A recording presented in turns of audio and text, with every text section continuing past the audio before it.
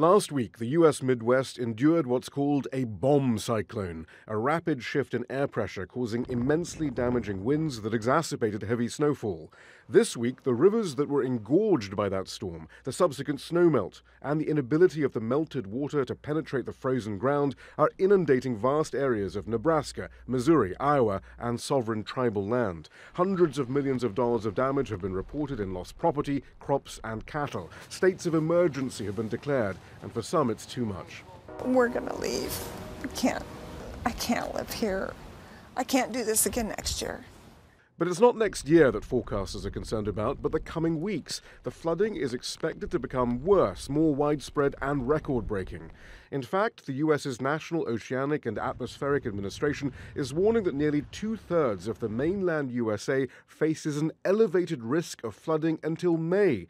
200 million people are at risk of flooding in their communities, with some 13 million people potentially experiencing major unprecedented flooding.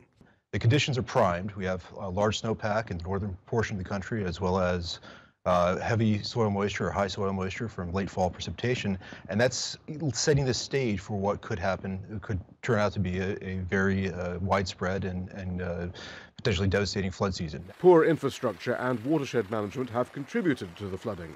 But scientists also say this is the latest manifestation of a changing climate. Warming oceans evaporating, saturating the air with moisture, faster than usual snowmelt, all make weather events like a sudden drop in pressure catastrophic.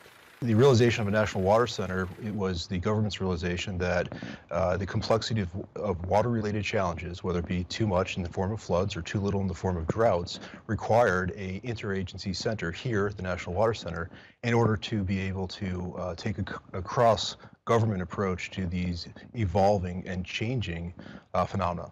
Yet officially, the Trump administration refuses to take climate change seriously, even as factions in the administration struggle to convince the president, at the very least, of the threat posed to military installations by the warming planet.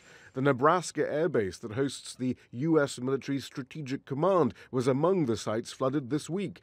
Meanwhile, some researchers say, as with the rest of the world, large areas of the U.S. may soon become uninhabitable as a result of the changing climate, and not just coastal regions, but areas deep inland as well. Shihab, Rattansi, Al Jazeera.